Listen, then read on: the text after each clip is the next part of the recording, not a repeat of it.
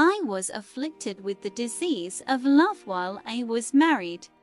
This is my story to take a lesson from, especially the man who neglects his wife and thinks that she is just a tool for him.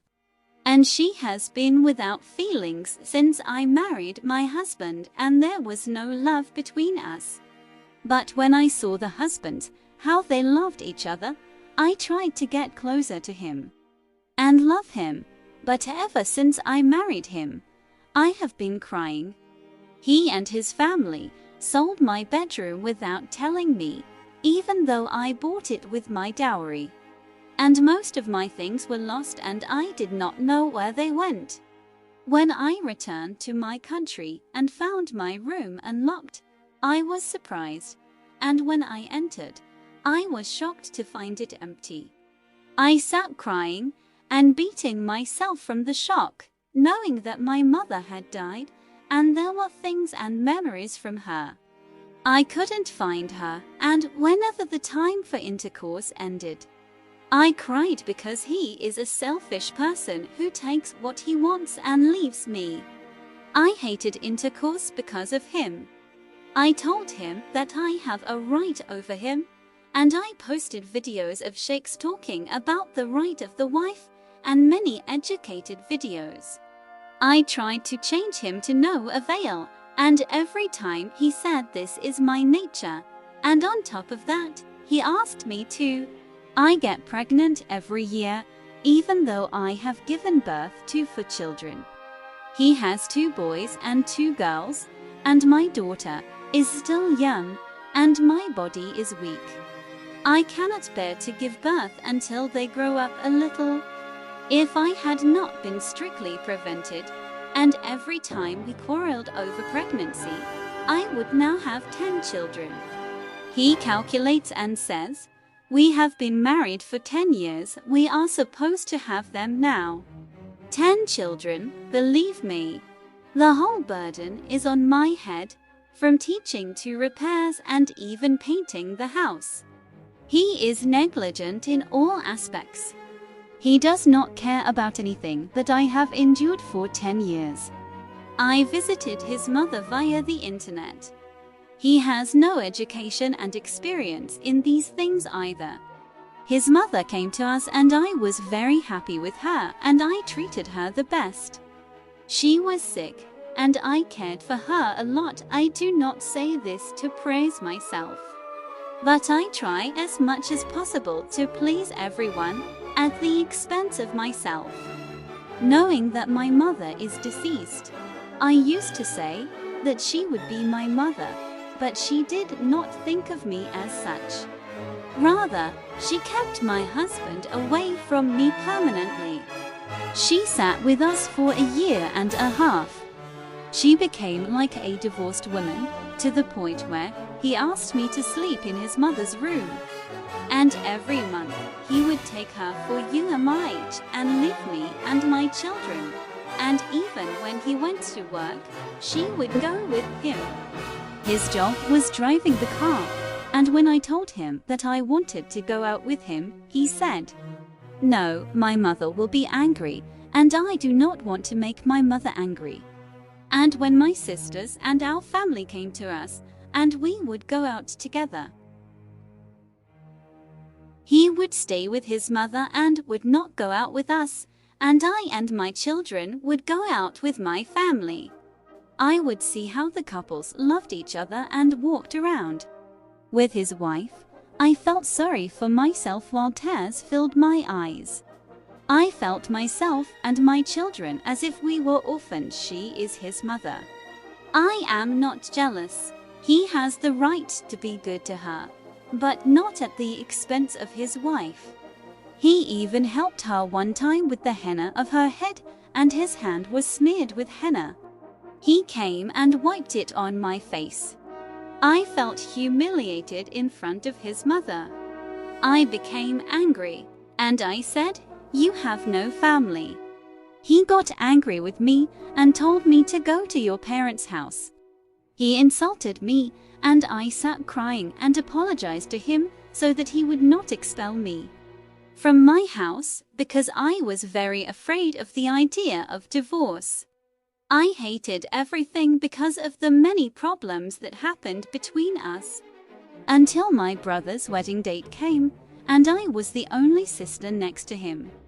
If I have no mother or sisters here and we are abroad, it prevented me from going to the hairdresser when my brother got married. I accepted and did not reject his request, but one of my friends said that she would arrest me even though I had 2 younger sisters than me. Their husband did not prevent them, even though one of them was in a weak financial condition. However, he did not prevent my sister and told her that, "This is your big brother and you have the right."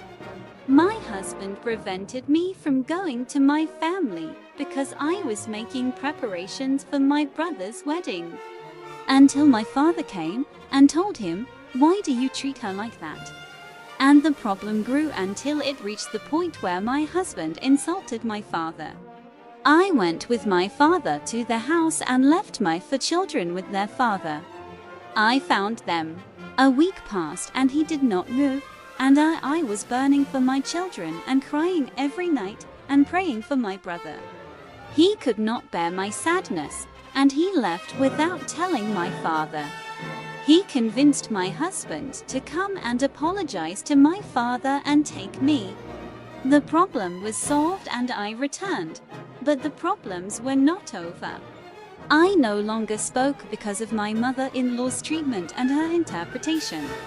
Of everything I said as she pleased, and she became upset with me and my husband.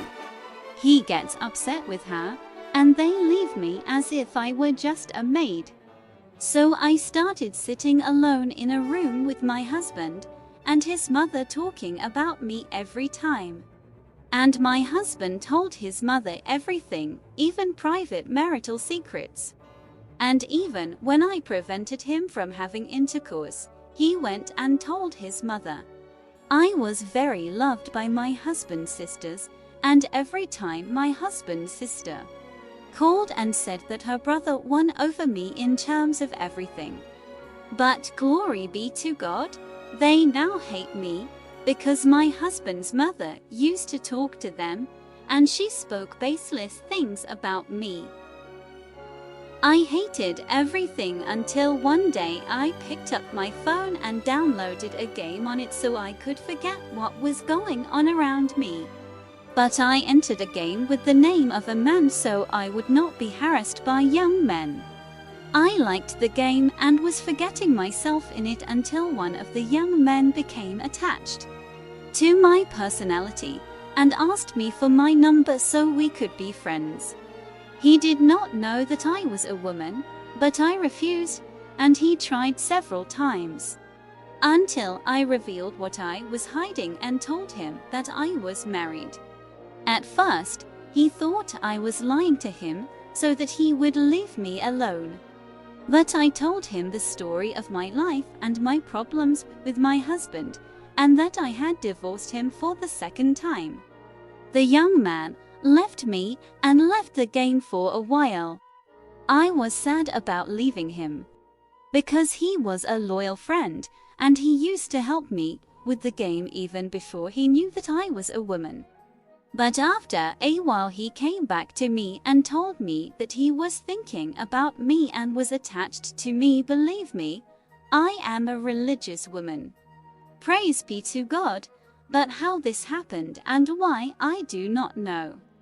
I am a Quran memorization teacher, and I do not abandon my sunnah, my strings, and my reading, thank God.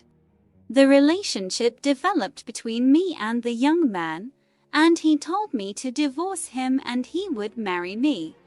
I loved him to the point of madness. I saw in him something that I did not see from my husband. I began to care about my health after I got to know him, knowing that I had neglected it because of my suffering. The young man became very attached to me. He began asking about me and never getting tired of me, asking me if I needed anything, or not, but one day he told a sheikh about our story. But the sheikh said to him, "This is forbidden and not permissible according to Islamic law." He said, "May God curse anyone who drives a woman away from her husband." After that, he became very afraid and tormented at the same time. He said, "Don't divorce me, so that I won't be the reason and I will be cursed." And every once in a while, we leave each other for a week, but we go back and we are not patient. And now we have decided not to communicate. But now I am very sick, and I feel very depressed. I hated my husband and began to feel that he is a stranger to me and I do not want him to touch me because he is the reason for my attachment to this young man. I began to prevent him from having intercourse and cry for fear of my Lord, and I also neglected my children, pity them.